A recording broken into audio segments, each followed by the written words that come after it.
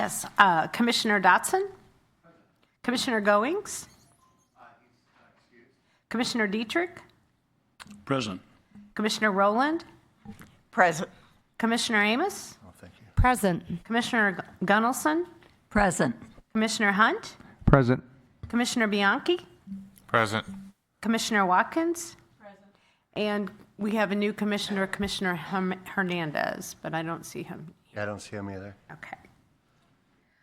All right. We do have a quorum. Oh, great. Thank you. Would everybody please join me in the Pledge of Allegiance? To the flag of the United States of America and to the republic for which it stands, one nation, under God, indivisible, with liberty and justice for all.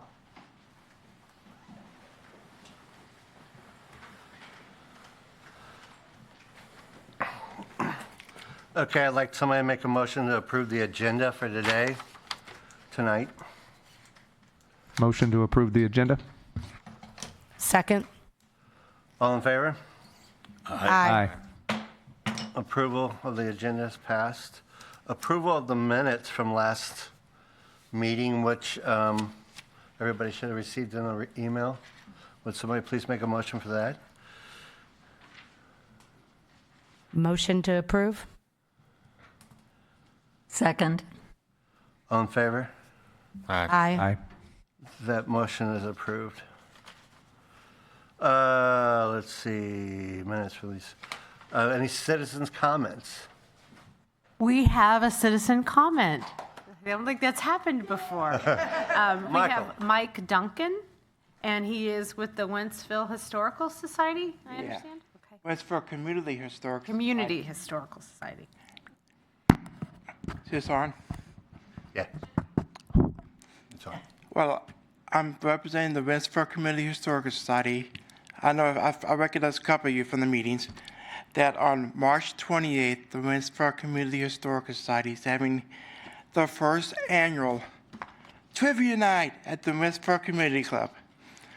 Tickets, plenty of tables still available, and they're like a table of 8 is $200. You get them on Eventbrite, or you go to the Historical Society Museum, which is at 310 West Pierce Boulevard, Winsford, Missouri. If I don't know if you're familiar with that, it's the old City Hall. And they're open 10 to 2, Monday through Friday. So, and tickets could be bought there too. So, and I do have flyers. And that's all I have. All right, thank you, Michael. Thank you.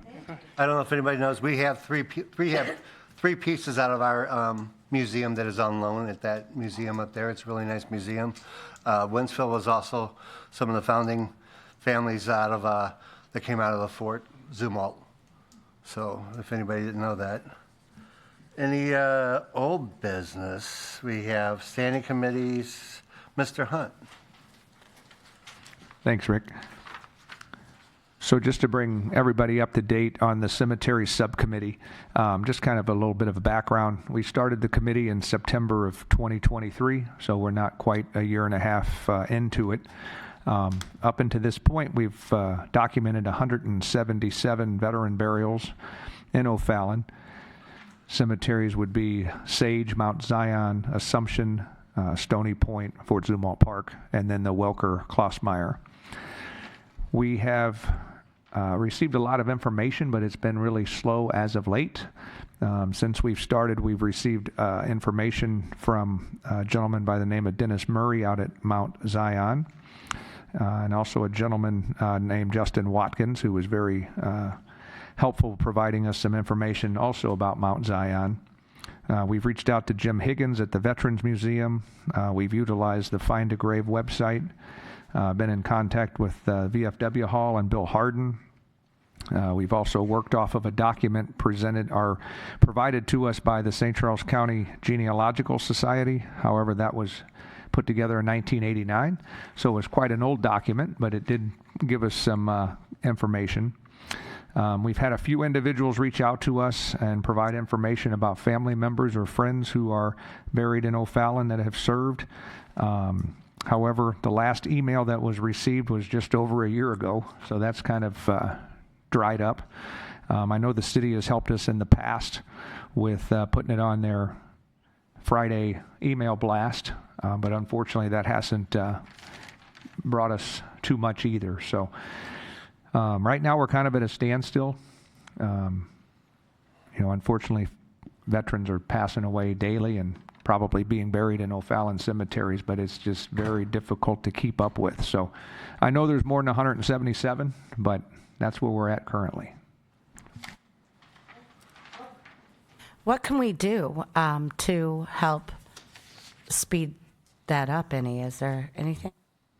I mean, that's a good question. I mean, we can keep on advertising with, we have the email that's out there available. Like I said, the city is using us in their email blast periodically, so maybe we could get that again now that we're through the holidays. Maybe people would, read it and be interested in sharing information. I have contacts at Assumption and Mount Zion, but they have to remember to call us. We're not on the top of their list when people pass away to let us know, especially. But I'll make some phone calls and just remind them that we're out here and trying to document veterans and see if we can generate some more interest. And we have the VFW we work with too. Yes, exactly, yeah. Question before we go there. Are we going to do some kind of ceremony when we ID them with their medallions or something? Because that might draw us more people in if the city and maybe even one of the news stations or Post-Dispatch cover it. Most of the veterans that we've already identified do have stones, but there are several. Rick and I were just talking just before the meeting started. There's a couple that are buried at one of the cemeteries, but there's no stone, or is it the other way around? There's a stone No, there. the bodies are there. The bodies are there. The stones went to New Melly, but we also have a few in Mount Zion that somehow they've disappeared or broken up, and we can't find them back from the early wars. And we're still working on that, though. Anything else? I think it would just be a way to draw more interest if we had something with a ceremony that we could put them on. Yeah. Decorated them. Yeah. Yes. Anything else? Thanks, Cheryl. All right, that's all I got, Rick. Thank you, Commissioner Hunt. With that, I'll move over to Commissioner Rowland. No report. Okay, thank you.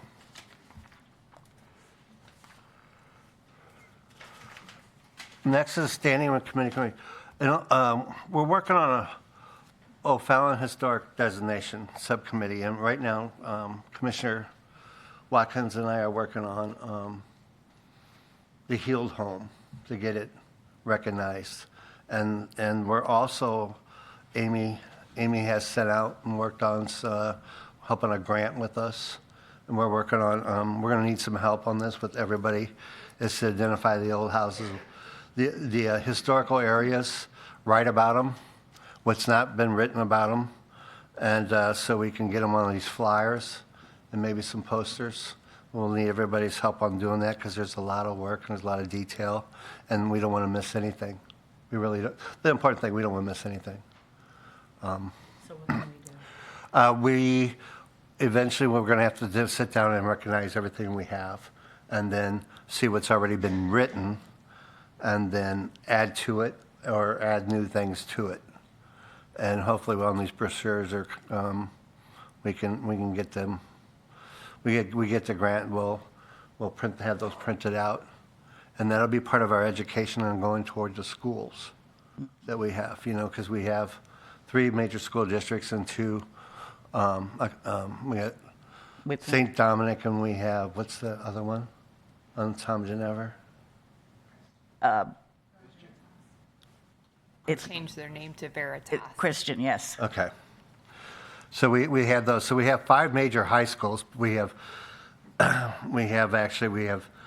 like 3 major districts and then 2 regular schools. And then they're grade schools too. So that we have a lot we have 25,000. I think we have kids we have to work on. So that's where we're at on that. And on the new business, I'd like to welcome back Commissioner Watkins. And we have another one that's not here right now. This is Commissioner Hernandez. He actually is not here, but I'll say next time he's here, I'll talk about him. Commissioner Watkins had to move away. She moved to Winsville. She still lives in Winsville, but she was grateful. We really appreciate her coming back here, and driving down here and having a ride down here wherever she's at back there. We really appreciate you coming back and helping with your knowledge. Oh, I went out. I could see that I went out of turn on all this.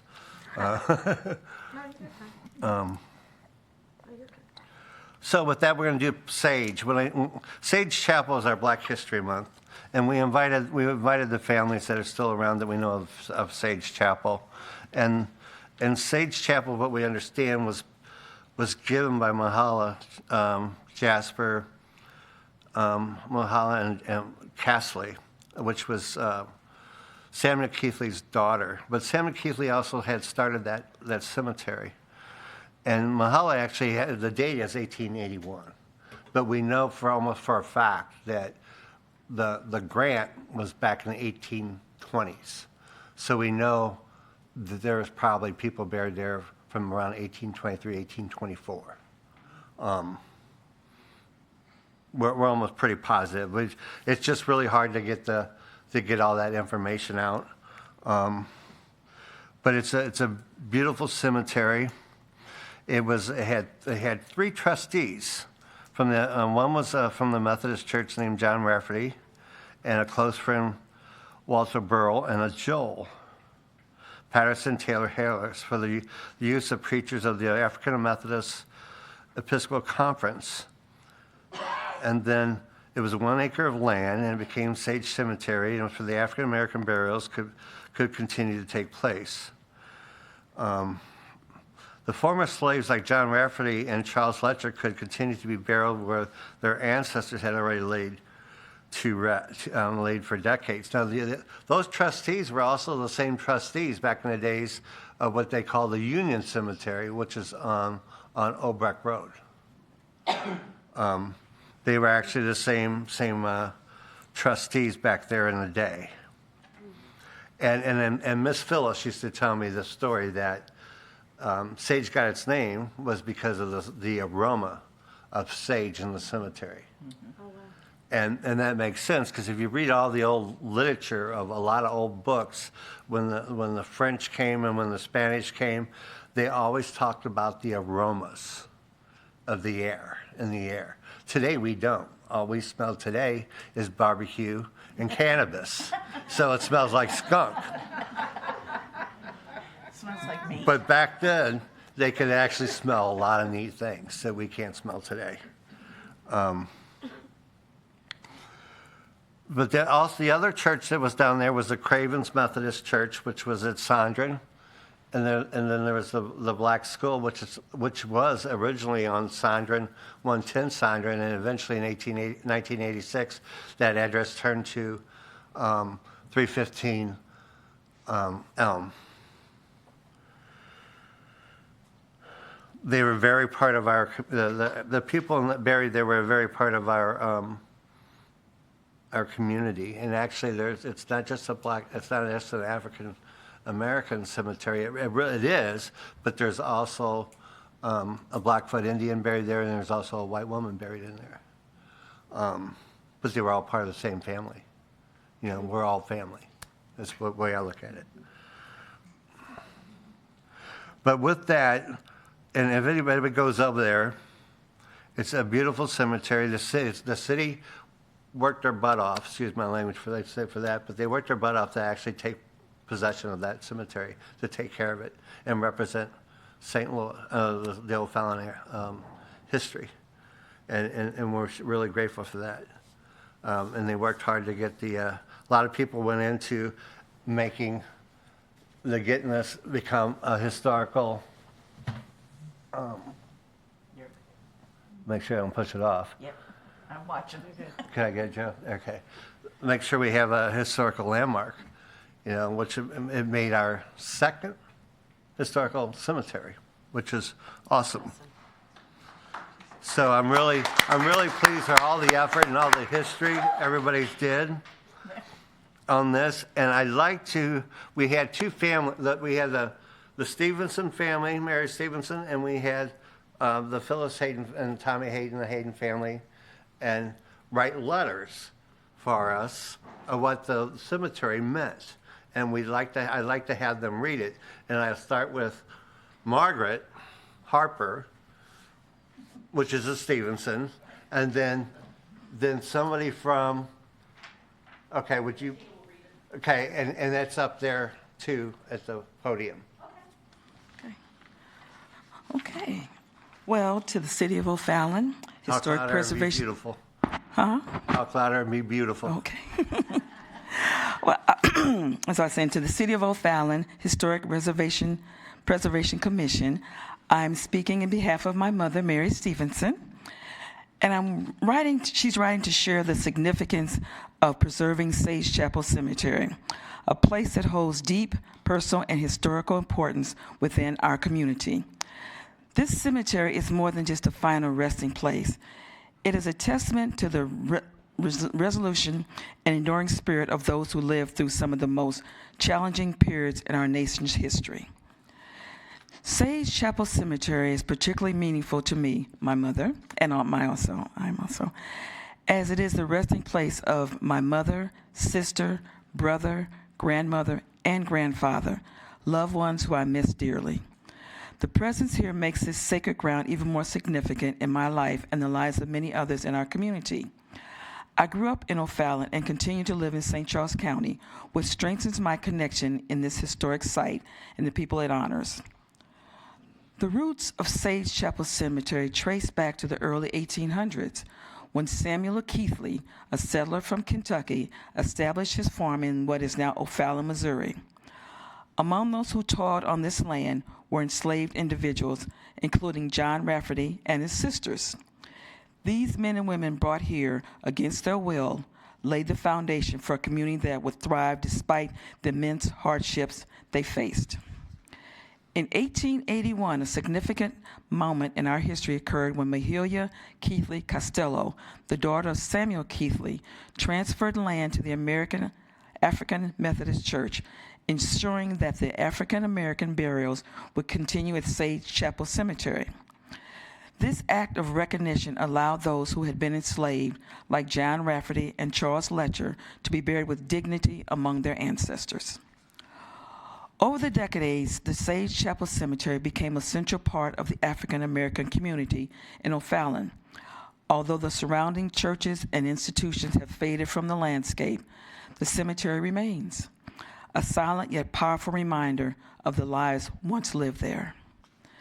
Today, Sage Chapel Cemetery is a beacon of history with 117 documented burials, including 17 individuals who were born into slavery and experienced Missouri's Emancipation Day on January 11, 1865.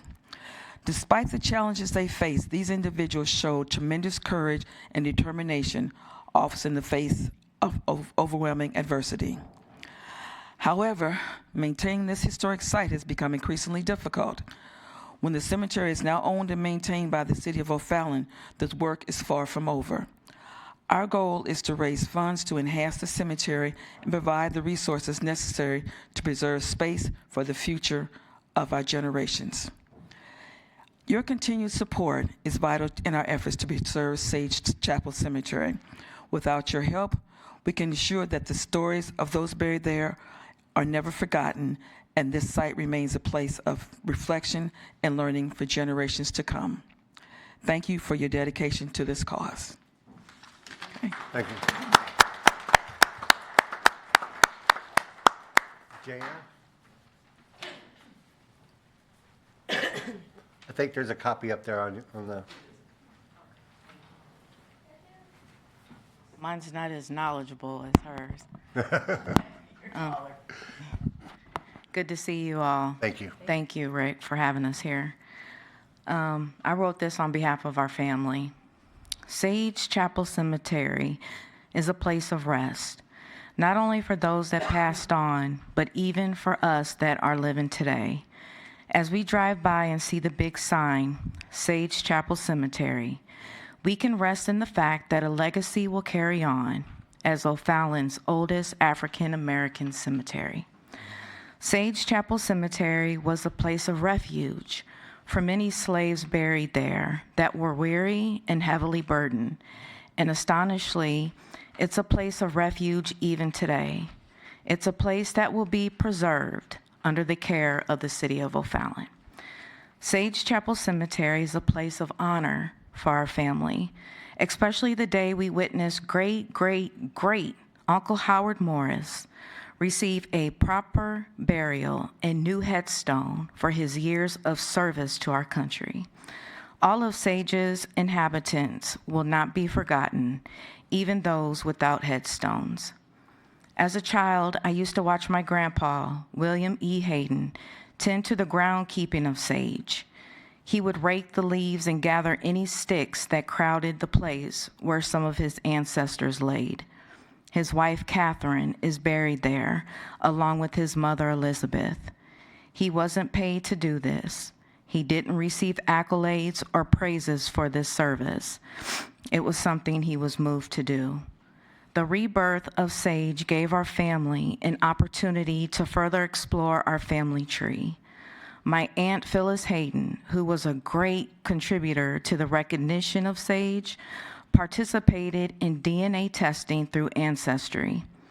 It was then we realized we had more familiar relationships buried in Sage than we knew about. This resulted in newfound relationships, shared memories, along with happy tears and hugs.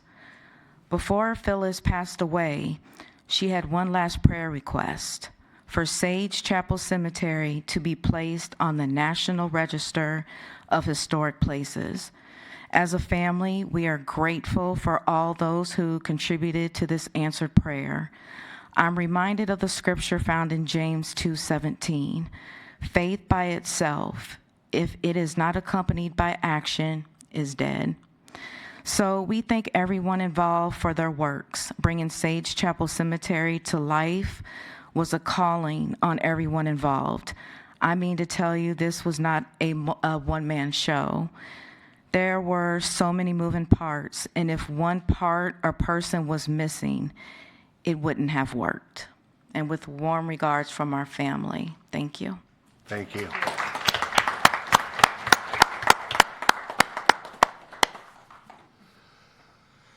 And I actually, after the meeting, I have copies of this proclamation here. I mean, this the historical Department of Natural Resources. So you could frame them if you want, and keep this in the family. That's awesome. Let me see where I'm at here. Well, I actually went over the National Historic Register, all that. I went over the grant workshop, the opportunity update. We'll have to get together. Anybody else have anything that I do not? I have something. Rick. Yes. I just got an email yesterday. I was talking to Amy. On April 27th, the Carolyn Close DAR group that is here in O'Fallon will be putting the 250 markers on the Heald House and the Ford. It'll be at 1 o'clock on a Sunday afternoon. And I've got the bulletin, and Amy's going to run it off, and she'll email you all the bulletin so you won't forget. Okay. So we need to be there to see this, Okay. so. Oh, how cool. Thank you. And we've been blessed to be able to work with 4 different DARs. So, it's really, really, really neat. Right, there's 3 here. And there's 3, and there's 1 over there across the river that Right. is going to help us out too. Right. So, because there's so much work here that in trying to grab all the information that has this became available. A lot of things have not been available for years, and now it's available in family letters or whatever, and we're going to seek that out and find more information. Rick? And make everybody, make all the people that made O'Fallon be recognized. There's so many good people that actually were involved in the development of the education school, and the development of the black schools, and the development of the United States as a whole in the state of Missouri. And they were right here in O'Fallon. And they just haven't really been all recognized yet, and we plan on doing that. So, Rick, as a potential member of the Carolyn Close Stewart DAR, because I got to prove my father and my grandfather in that, we are inviting a lot of people from national all the way down to individuals here. So we would hope everybody would come, because the more people we have, we can show more interest and in preservation of our historical sites. And so if you think there's a chance that you can prove family relationship to the DAR, where you have a person that served during the Revolutionary times, not just as a soldier. Could have been a mother serving as a nurse, or Molly Pitcher served carrying water. So you can check it out. We're having a meeting this Saturday at Triggs, and you're welcome to come by and find out what we're doing and how to get involved as far as becoming a DAR member. We just put the Thomas Kennedy DAR, which I'm a member of in Warren County. We just put $250 on Jeremiah Boone and Daniel Boone's grave last month. So it's a little marker, because we're going to be celebrating in 26. yeah, Our anniversary. exactly. 2026 is our anniversary of the United States. And I think there's some big stuff already planned, I think, through the one DAR out of O'Fallon. I think we'll be working on a parade stuff and a bunch of other stuff taking place, I think, and they've already worked it out. And I think some things with the Parks Department, if I remember right. I mean, that's something to look forward to, because that's some big projects, and I think we were thinking we were going to do a float, so that's something we'll be working on too. Are there any other things that we need to discuss right now? Rick? Nice to see a bunch of people. I just wanted to mention that the city, if the families are open to it, would like to get a group picture afterwards with the certificate. Would you be okay with getting a picture taken? All right, we'll do that. Thank you. I'm really glad. I'm so happy everybody came out here. It's short, but man, we love you, and you're part of our family, and just come out and have this recognition to us is great, and if you have any history that we don't have, please share it with us. I know some things through the floods last year and stuff like that, and other people, some things are lost. But we'd like to get some more information. I think somebody's looking for a Durker. I need to get a hold of, find some more information on Mr. Durker too, to pass that on. I will do that. But anybody else have any of that? But we need a lot more information so we can document. And I think we're going to be working with the VFW also on. They're going to be doing a cleanup in March of the cemetery. Is that correct? In May. Okay, in May. A little warmer. Yeah. So in May we're going to do a cleanup, but also we want to get the kids involved, the school kids involved of that cemetery. So, and do some of the research of the people there. So. With that, if nothing. Well, I do have a couple updates for everyone. One would be with Sage. I know that those letters that you wrote, which were beautiful, they were part of a grant application that our grant writer here at the city submitted for Sage. And we did not get awarded that grant, but that is a continuing process. They are still going to, Alexis is still working for this year. She'll be doing the same thing, doing some grants. Also, just to kind of add on to what Rick had said about the grant writing, there is for the state, their deadline is February 28th, and Alexis is helping us. We kind of met with her and told her what we were looking to do. Basically, the project that we're wanting to do is to write brochures that have some of the historical sites that we can put in schools. And that's what will be, if we are fortunate enough to get awarded that grant, that we would love to have some great writers help us put together these brochures. And the other thing is, like, if we have places like Goodwood or at the VFW, we can have about Sage, just having the actual places, even if they're a business, to have some of these brochures as well, just to show that O'Fallon has some interesting history that gets glossed over a lot. So that's all. I just Thank you, Amy. You know, there's one thing I did talk to John and gave him, let him know what we were doing. And I did get a little report. Could I go ahead and mention his report on his traffic signals? I think he's got 4 and 5 or 6 and 7 he's working on, I think, and that's with the state, and he's been waiting. I think the city has to make a decision on those, so we can get those wrapped, and it goes back and forth from the state to the city because these are state signs. And then he does also have another one he's working on that was also a state sign, you know. But once these get approved through the city, then we can move forward. But he's really been working hard, and he's working on some more signs, and he's just, you know, being diligently finding new stuff. So with that, nothing else, I would like to thank everybody for being here.